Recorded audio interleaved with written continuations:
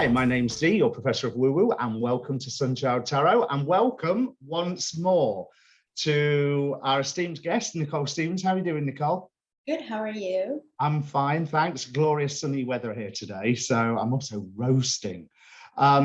Firstly, how's life? What have you been up to since we've seen you last? Life is very good and busy. I'm in school full time, so that's kind of crazy. Yeah. What are you studying? Philosophy. Ace. Yeah. I could have some contacts to put you onto them as well.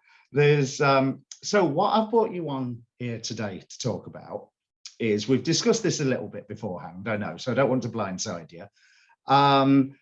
But thinking about it, there's a channel announcement I need to do first, because there's it's all tied in together. You may notice that for the new moon and for this upcoming full moon, I'm not going to be doing a lunation video with David, mainly because I am working very, very hard on a course that we hope to be releasing in August. And there's a lot of background work to do with angels and demons within the birth chart, or within an astrological chart. So I remember you telling me, Necole, that you started your career in all of this as a medium. And so I'm wanting to ask you about how this vibration work has changed that, enhanced that, and then move on to the other energies that are out there. Because some people, different people can link into different energies that are out there, without a comment on saying that one is superior to another. It's like saying, is rain superior to stone? Not really, because they're both their own thing, aren't they? You know, so how did the vibration work affect your mediumism to start off with? Mediumship. Well, I think that my mediumship affected the vibration first, and then I became more in tune with vibration, because I used to describe, for me connecting to spirit, I had to raise my vibration in order to connect with them. And so I noticed when I was raising my vibration and the different sensations that I would feel in my body, and the clarity that I had in how the higher I raised my vibration, the more my mind would move out of the way, essentially. So as I experienced that, just to back up a little bit, I think when I first started to do this, I felt like two people. I was very separate from myself. So when I worked, I was in one mode, and when I was living day-to-day life, I was in another mode. And so I created this separation between myself. As I became more in tune with vibration, it was like that gap closed. So there was no longer me medium, me mom, wife, person. It was now I started to close the gap and just apply the principles throughout every day, and focus on shifting my vibration, but so I would feel different. That makes sense? Yes, absolutely it does. Because I know what you mean about when you first start working with energies, or you first start practicing magic or spiritual communications, especially if you are studying it and you know, really diving into it, then at one moment you're Billy Batson living his life, and the next moment you're Captain Marvel, you know, with one magic word, and bringing those two things together. It takes time, doesn't it? And practice, you know, like just practicing what it feels like to actually shift your vibration, and then also knowing that we always have a vibration. Because I think that people may think that we move into a vibration versus we're always carrying it, we're just shifting it accordingly. Would you say, I mean, I use different languages for it at the time, because I was like, I will show people who are not used to it that whole feeling the energy between your hands. And then once they've felt that, and you know, and I've done a bit of playing about with a crystal wand, and can you feel that, and can you feel this point, and what have you, and then I'll go, right, this is sensory information that your body has been taking on board all of the time. So when you're saying that seeing that vibration as something separate, that moving into it doesn't, if we're not feeling in that vibration at any one moment, it doesn't necessarily mean that that vibration is not there. Right. It's still there. It's just that we're not moving. So it's like we know that happiness is still there, but we may not be happy all of the time. So if we're in a place of contentment, we're feeling the vibration of contentment versus the vibration of somebody who's happy. Yeah. So we know that we can, if we wanted to be happy, well, what does a happy person feel like? What would the vibration feel like? What would the feelings be of the person who's happy be? And we can think about those feelings to move into the vibration of happy. So when I would go into spirit, so if I was in medium mode or getting into it, I had a reading, I would have to go into the vibration of medium. How did I do that? Well, a medium connects with spirit. So I had to like get into my mindset. I mean, I'm saying this for sake of clarity in terms of this, but I didn't actually think, okay, get into medium mode. I kind of did it a little bit quicker, but it was now I'm in medium mode. We're going to connect to spirit. And this is the state that we're in. So I set my intentions and I shifted into that state. But then when I was done with readings, I shifted into the state of mom or woman who goes grocery shopping, you know? Or someone who desperately needs a cup of tea after all. Yes. Exactly.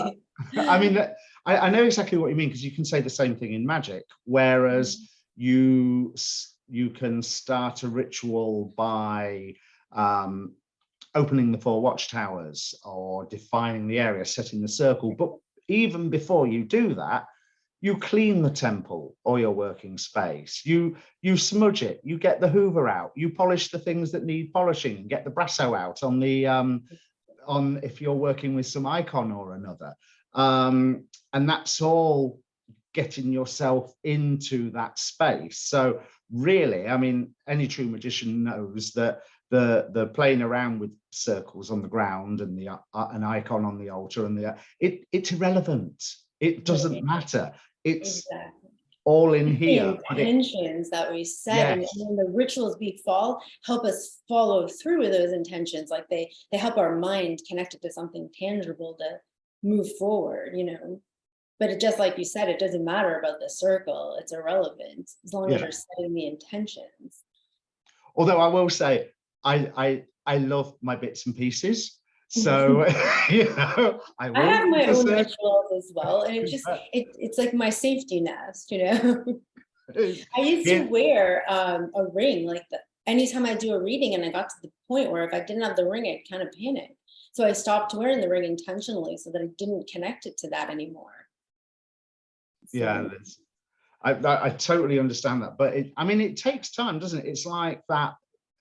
In a way, it's like muscle memory, like the how can I put it, like doing martial arts. You rehearse the same move over and over and over again so that when you actually need to use it, you just do it. There's no even thinking about it. And you know, that is so, you just said such a great example and point of how it's the same with even being happy. You keep, you know, every time you'll get into that space of happiness until one day it's actually natural and it's just, you've embodied it. You've embodied the happiness. But in the beginning, it's the same as any other ritual you practice every day. You have to remind yourself that today's a better day or today is looking brighter. It's not automatic. And I've posted often that happiness is something we create. It's not something that you find, you create it, and whatever that looks like for you. And you just said it beautifully. Well, I mean, it often gets used on a phrase, there's a couple of astrologers that come to mind, the idea that they will say, fake it till you make it, which it both is and isn't all at the same time. Because I hate that phrase. I'll be quite honest. I agree. Because there's no faking about it. If you are thinking about what it feels like to be in that state, then you are actively thinking. Exactly. You can't lie to yourself. We're really smart. We know ourselves. So if I'm not happy, I can't say I'm happy. I'm not saying faking it, but I can think of something, like I love flowers and fresh roses. If I think about roses, it just makes me feel better. It makes me feel happier. I'm not lying to myself about it. They truly do. So in order for me to get into a state of happiness, maybe I have to think about roses a lot, but then I may think about something else. So I'm never lying to myself. I'm not an advocate of faking it, because you can't. You'll create all other stuff if you do that. Yeah, I mean, it's a phrase that has its purpose in some times. Like if someone suffers from anxiety, then especially a social anxiety, just pretend for a moment that you're somebody else. You're still going to be you, but this person isn't bothered by it. And then, oh, look at you, you did it. And that was you. It wasn't a pretend person. That was you. So on that level, you can see the use of But the even phrase. that, you're not faking it. You're still moving through the process and you're aware of it. But it There's is still tricking the awareness. mind to a certain Exactly. extent, isn't it? Right. That is true. But you're still aware of it. So you're not like lying. You're just, there's a difference. It's, Yes. when what I think of faking is like fake, like a fake person. So inside you're miserable, but you're pretending that you're happy. You're just saying like, I hope you have a great day. And in your head, you have an entirely different monologue going on. Yeah. That to me is faking it. And that brings me on to another point. Well, we discussed it on the last show, didn't we? About the being honest about what emotions that you are feeling. Because if you are miserable about something, and I want to quote A Course in Miracles on this. If you are miserable about something, that's okay. You're allowed, you're feeling it for a reason, work it through, find out, figure it out, and then get rid. The get rid bit obviously being important, but you're not going to do that without diving into it, finding out. I'm a huge advocate of leaning into your emotions. Our emotions are our guidance. They're telling us what's going on and we're just not paying attention to them often. But if one of the things that I found in my own practice that has helped me better than anything else is leaning into whatever it is that I feel. So if I'm fearful of talking to you, it doesn't mean that I push myself to talk to you. We'll just say I have an interview, we'll say. It's that I'm sitting with the fact that it's okay to be afraid. It's okay to be scared, or it's okay to feel uncomfortable. That doesn't mean I can't or I can do it. It just means it's okay to feel that. That's all leaning into it means, is saying, I'm afraid, and I'm going to sit with it. I'm afraid. It's okay. Yeah, and figuring out the whys and wherefores, or just feeling. I don't even figure it out, because to me, I feel like I'll be sitting there all day because there's so many accumulative reasons, I'm sure. I just kind of sit in it. And when I sit in it like that, it dissipates. It's like magic. That to me is like magic, because it'll just disappear. Because I'm so focused on feeling it and how does this feel in my body? I tend to do that. Like I'll go to my body and like, am I feeling constricted, or like, how am I feeling? Does my belly feel grumbly? Do my shoulders feel tight? And I'll kind of do a little quick scan, because then I'm focused somewhere else, but I'm so focused on the emotion. Emotions are just a name that we've given sensations in our body. So I'm trying to feel the sensations and connect it to that name. That's probably a better way to describe it. Yeah, which brings me to a point that we hadn't discussed beforehand. Techniques like Reiki, Huna, Seikem, and those being exposed to, I've got to choose my language so carefully here, perceptually external energies.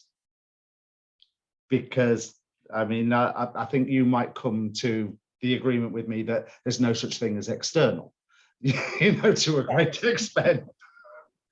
I agree. That's a mechanism that we use to figure things out. But because sometimes, like the sitting in the emotion, there's different levels to that, isn't there? If you go through, oh, something's bothering me and it's appearing in this side of my body, or I need to see a person-centered counselor and really sort out some trauma that happened to me when I was younger, or what have you. Have you had much experience with the energetic forms of healing? I'm a Reiki master, so that's kind of where I started. Yes. Yeah, I'm so I sorry. started there. And that's really when I really was getting in tune with energy and realized that when I was doing Reiki, I was able to connect like very clearly. And so then I just kind of removed the piece of having my hands on someone and just kept continuing to connect. But there, I mean, I 100% believe in Reiki and any type of energy work. I think that it's important to really feel into whoever you're going to, because you do want to step into a clean energy and feel, you want to feel safe and you want to feel secure and you want to feel supported and all of the good feelings, even though you're feeling not good about whatever is transpiring in your life. When you walk into that room, I feel like it should be just very inviting, and there's like a sweetness about it that you feel very held, you know? So because it is still energy, we still will calibrate to different energies. So if I'm off that day, it's my responsibility as an energy worker and healer to reschedule, for example, you know?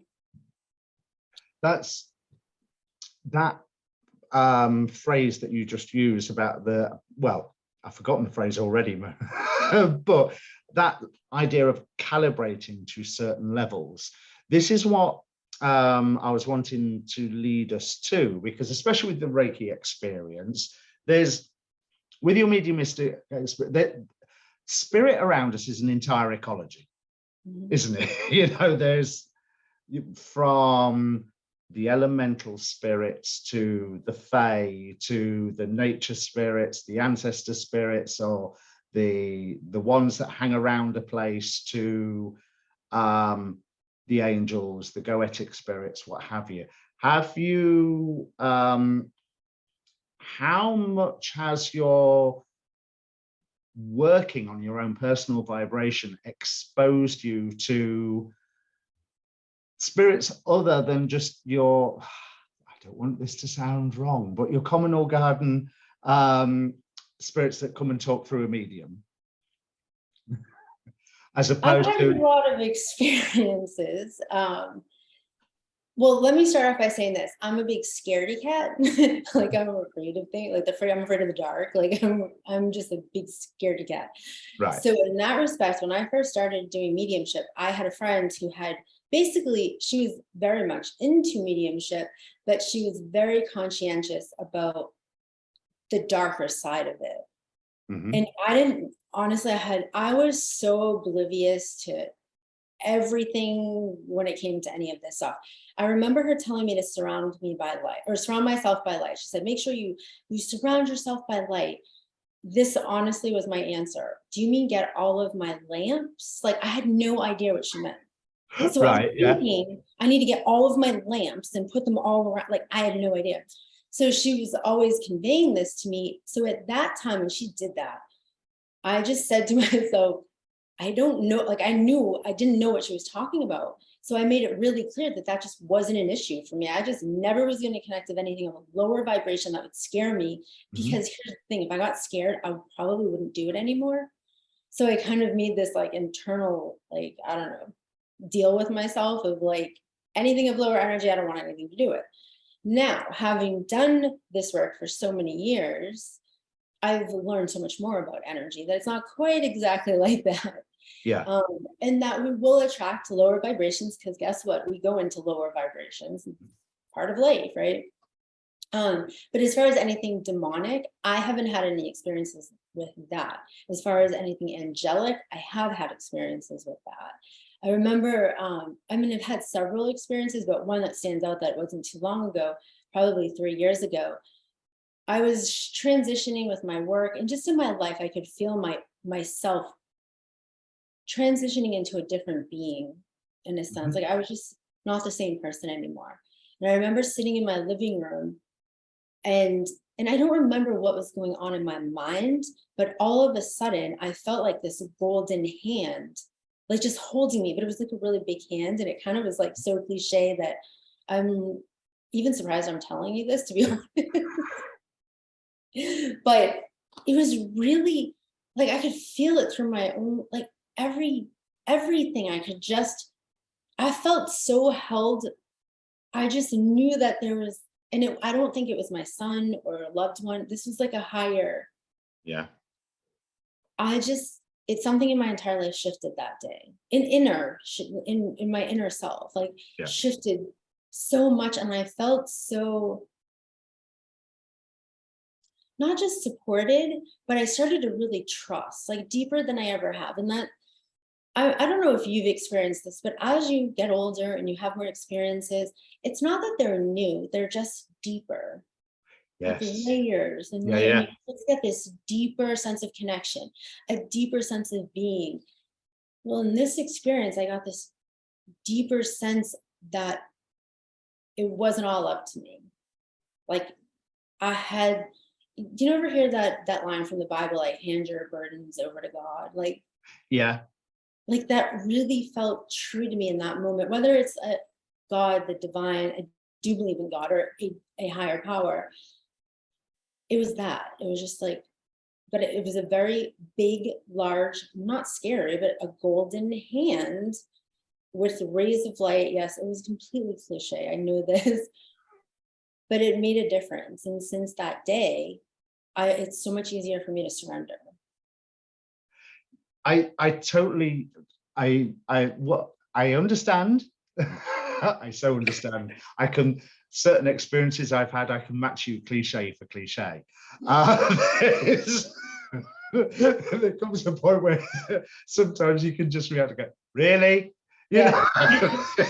Like you couldn't have done something different like that. Golden hand. Like, how do you share that with somebody? But what you were saying also reminds me of within spiritualist philosophy, when they talk about the spirit guides, or even say the Palladian channelings, Barbara Marciniak, when they talk about the teams that you're incarnated and you're the one doing you do the 3D stuff, but there's teams there to support you, which I think is a beautiful idea, but it's one I found to be quite true. Really? So when I think of teams, I used to say that many years ago, and then I feel like I go deeper, and I think I'm just deep, I think. I don't know. But I feel like our subconscious has a lot to do with it. So like our team is really our subconscious and our connection to it. Yep. And then I feel like there's like the God, the love, the bigger, and like kind of the middleman help us attach to something tangible. Because it's easier for some people, I would assume, to say, I know for myself, to say, well, my team or my guide was guiding me to do this, rather than, I don't know, I heard a kind of voice that made me feel guided to do it and I just jumped. It's almost like, you get to attach it to somebody else. It doesn't feel like you're so responsible when we do that. But that's just my opinion, and I'm not judging anyone else's. So you're going on the level of, and I also agree with this, and it's difficult to hold both points of view at the same time, but they are both equally true. And I'll refer to Gnosticism at the end to seal the argument. But in magic, there's the argument about, are the angels or the goetic spirits, are they parts of our own psyche? Are they parts of our own subconscious, unconscious, however you want to look at it? Or are they separate, totally valid in and of themselves beings? And I personally believe that the answer to, is it one or is it the other, the answer is yes. It's going to be, right, based off of what we believe to be true. So yes, they're both accurate. Yeah. And it's whatever sits with, like it's whatever sits better with you, like what resonates with your soul. And at one time it felt just so much better to have it externally. But then as I became more responsible for myself and really took ownership for everything, they were parts of me. Yeah. And so now it's like, it's all my fault, or it's all my fault in a good way. Yeah. I can't blame my guides anymore. Yes, I totally agree with you.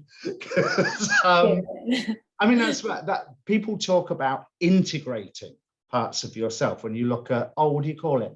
When shadow work and well, shadow work, but also yeah. soul fragmentation. Yes. When a bit of the soul, there's a shamanic ritual where you go and reclaim that. That's the phrase that I can't remember for the life of me. But that realization that it is part of you and it's its own valid thing, because of course it is, and of course it is. This is why I love referring to the Gnostic scriptures when they talk about how you free yourself from the material distractions. I know certain forms of Gnosticism and other philosophies say the material world is evil. What rot! Because it's here. It's as much a part of everything as you can't have a material world that's evil and still like playing with crystals, because surely under that model, the crystals are the evil creations of the demiurge. But that you rise up through the veil of unawareness, there's a better word than that, but I can't think of it. Consciousness. And you go up and you meet the angels, the aeons, and you see yourself in them and they see themselves in you. And that's really like where I feel I am right now. I've been really experiencing that. So I know it's me, but it's them as well. I feel like it's the whole, like everything is, but isn't at the same time, right? Yes. And it's really embodying that, and it changes everything. And nothing all at once. Absolutely nothing, because time's a construct and we're just all walking along our path. Over the past, I've had like a really profound 2022. Like it just, yeah. I don't know what happened. Some gates opened. It was like my second awakening, like a rebirth of some kind.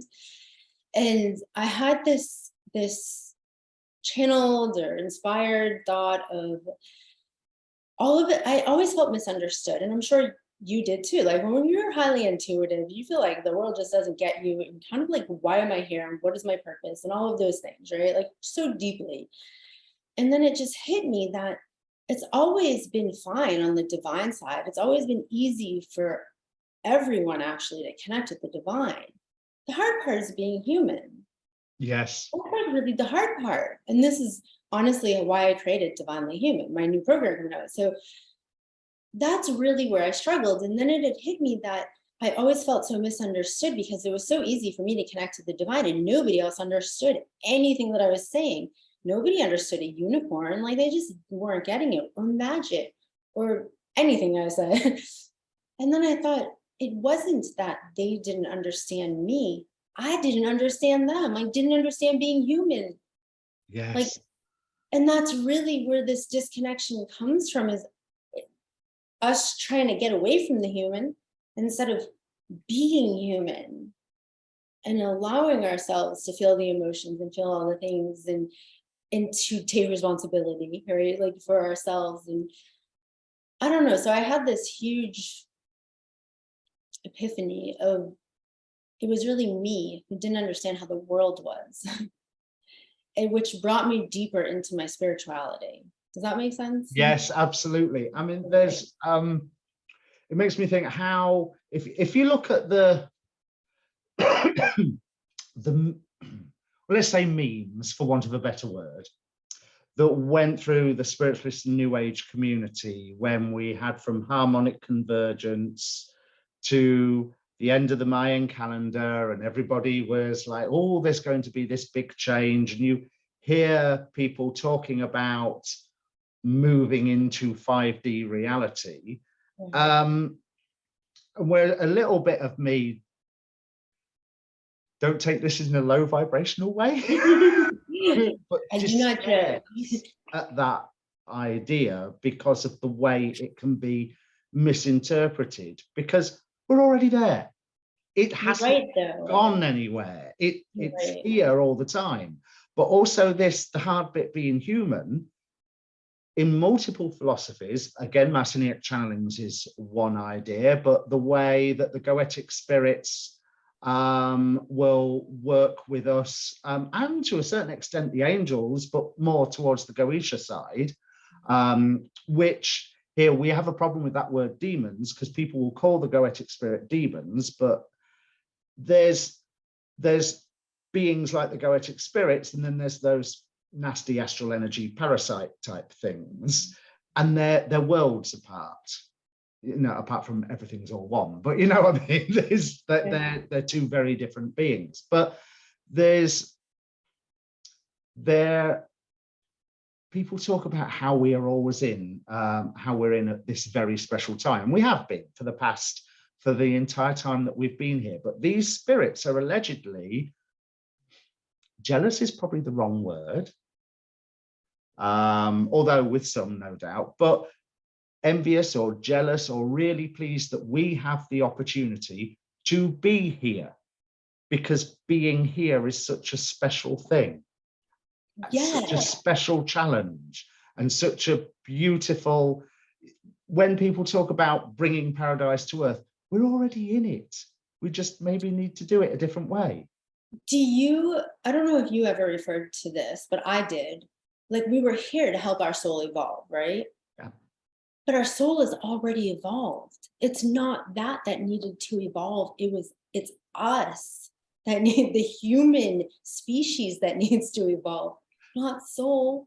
Like we are, the way I look at it is, if all things are part of the creator, and we're down here not feeling like we're part of the creator, we're like the very tip of a sensory organ that's trying to probe further and further, and the further we go, it can feel disconnected at first.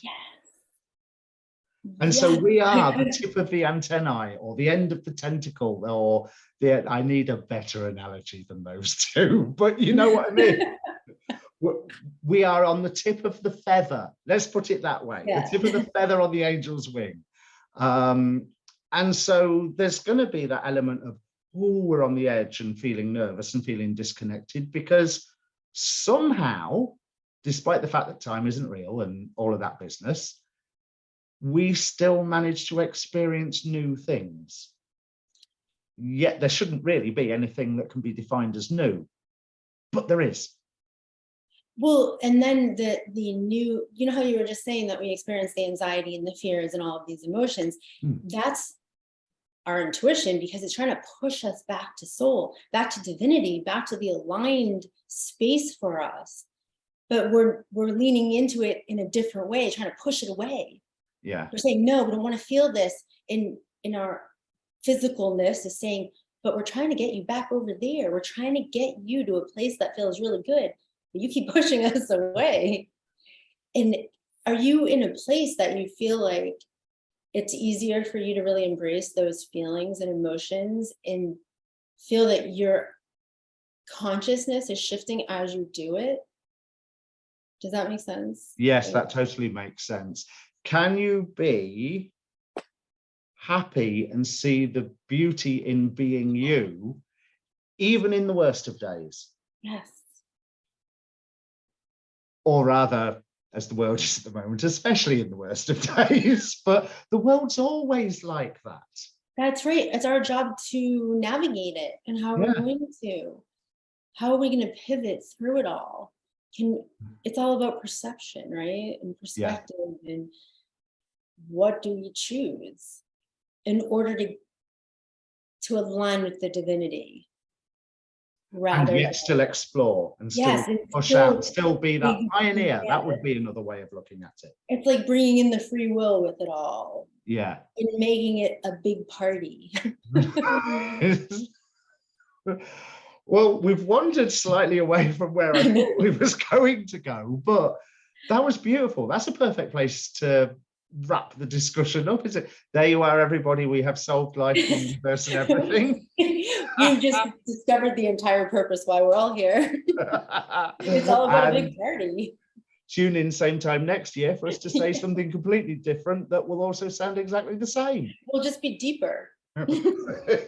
So what you've been up to? What's this course you've got going on? Of course, So I have, you mentioned earlier. I have a new course coming out. Well, it's a remake of it. It's called Seduction. Mm-hmm. And it's about using your energy, your aura, as your magnetism. Instead of chasing things, it's allowing things to come to you. So shifting your energy and shifting into that place that you're aligned with the divine and calling in things and not having to go searching for them. So I'm excited about that. That's going to be, it's a 7-week program. And in the past, it was a 7-day program. So I really deepened it a lot so that we can have a chance to really embody each of the principles or the codes throughout each week. And then that leads into another new program that I have coming out called Divinely Human. Yeah. I like the sound of you've sold me on the title, but tell me more. It's or about have we already spoken all about it? I think we kind of have. So how do we harmonize ourselves in the divinity of it all? You know, how do we harmonize our spirituality and our humanness to a space that feels joyous and complete and freeing? You know, like these are all new concepts and spiritual principles and constructs that I have been playing with over the past year and really embodied. But I have to always embody stuff myself before I start to teach it. So I had to write it out a little bit. And once you start writing, that's it, isn't it? Because, just one more thing. My course I was talking about, it was going to be a 2-hour session. It's now turning into a 5-6 lesson course. And by the time I finish, it will probably be 10 sessions, you know. I know, it sounds really exciting. That is so intriguing to find out how it all ties together. So I'm excited for you. Thank you very much. I will let you know. Believe me, I will be plugging it no end by the time it's ready to go. So thank you very much, Necole. Is there anything else? Where can people find you? They can find me on Instagram. I'm at Necole. It's Necole Marie, Marie. And then on Facebook, Necole Stephens, and that is Necole Stephens. Or my website, NecoleStephens.com. As ever, there will be links down below for all of Necole's links. Thank you so much for coming on again. I don't think we can even call it Dhee versus Necole this time, can we? We've just been busy agreeing on everything. I know, we haven't been disagreeing, so. Right, thank you so much. As ever, please hit that like button, share, subscribe, all that good YouTube stuff. And I will be returning with some interviews soon. The Lunation videos are on the shelf for the short term, but only the very short term while I'm working on this course. They will be back. Thank you very much, everybody. Cheers.